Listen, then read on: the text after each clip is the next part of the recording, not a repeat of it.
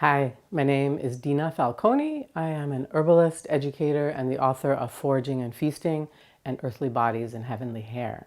Today I am going to show you how to make an elderberry infusion. That's an immune tonic tea. Why am I showing you about elderberry today? Because everybody is asking me about elderberry medicine. So I want to show you how to make your own really simple, basic elderberry medicine. And what does it offer? It's antiviral, it's immune supportive, so it will help us to keep flus and colds at bay. And then if we happen to get sick, it will help us to move through the sickness. The particular elderberry that we're featuring in our recipe is Sambucus canadensis. That's its scientific name. To make this elderberry infusion, you're going to need elderberries. And if you're in the part of the world right now where elderberries are ripe and ready right now, you'll use fresh. For me, I was lucky to have a friend give me a lot when the season was happening and they froze them. So I have frozen. And if I'm using fresh or frozen, I'm going to use 3 ounces of berries, or approximately 1/2 cup in a volume measure, which is what this is. If you have dried, that's great too. Use dried, and you're going to use 1 ounce by weight of dried berries. So to this amount of elderberry, we are making a quart of infusion. So we're going to need a quart of boiling water, which is boiling for us right behind us. And you'll need a canning jar with a tight fitting lid. You're going to need a spoon, some sort of a stainless steel implement to keep the jar from cracking. And when we're ready to strain it after we've steeped it, you'll need a strainer and something to catch your tea in. And the wooden spoon helps us to press all the juice out of the berries, which is pretty important.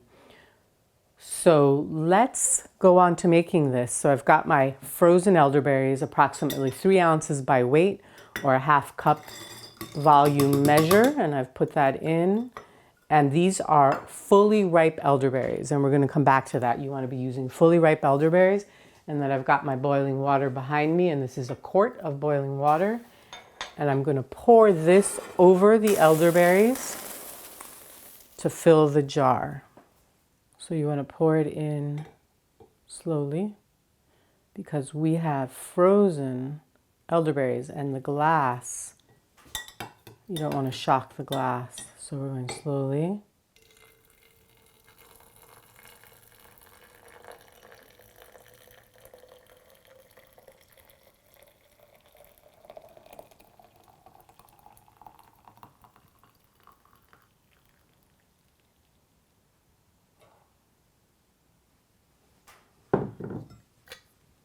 Take out our spoon, cap it, cap the jar. We're going to let the elderberry infusion steep from 4 to 8 hours. If you need to press it a little sooner, that's fine, but 4 to 8 hours, and that's a good steeping period. And then once it's steeped, we strain it, and we actually have one to strain for you right now that I made 4 hours ago. So you can see it here, and I'm going to strain it through this strainer right here. So you pour it all in, and then you just want to use this wooden spoon to push any juice through. So you're really wanting to get all that juiciness out of the berry. Now, once you've strained it, it is ready to drink, and the dosage is 2 to 3 cups.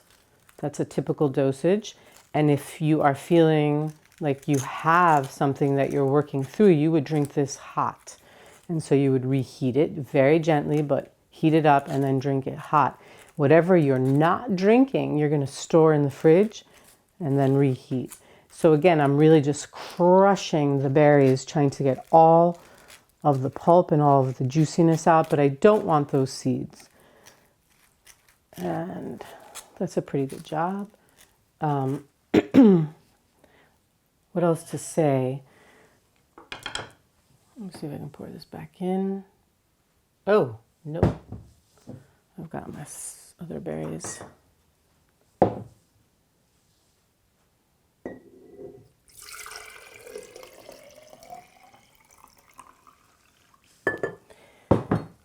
Okay, so other things to think about here. Elderberries have to be fully ripe, and if some people actually are even reactive to fully ripe berries if they're raw. So make sure you cook just the way we did. We heated them with boiling water and let them steep for a while because they can cause some vomiting or diarrhea. So again, you want to cook your berries before you use them. Other things to consider. Yes, so the elderberries can be mixed with other herbs. You don't have to just do a simple infusion, which is what we just did. You can add a pinch of rosemary, a pinch of thyme, a pinch of licorice all together with the elderberry and let it steep. You can also add a handful of tulsi, for example, and also that's a nice immune supportive herb that adds a lovely flavor. You can also add lemon balm, a handful of lemon balm that also adds a lovely flavor with some antiviral activity and has a nice calming effect. So this is elderberry simple, straight up elderberries with boiling water, let it steep 4 to 8 hours, strain it, drink 2 to 3 cups.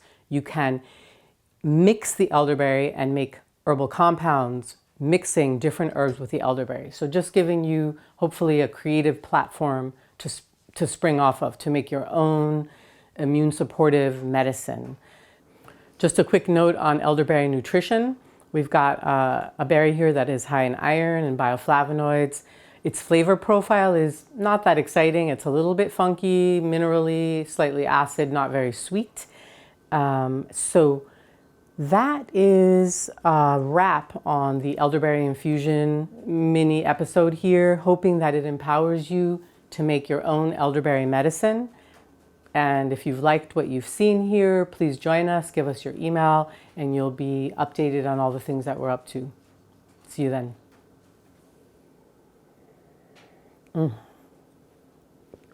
It's actually really refreshing, tart. I'm actually really loving it. Sorry that I said it was funky.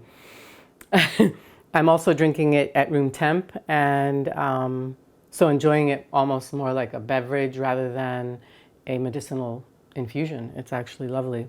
Here's to elderberry. Love you. Thank you.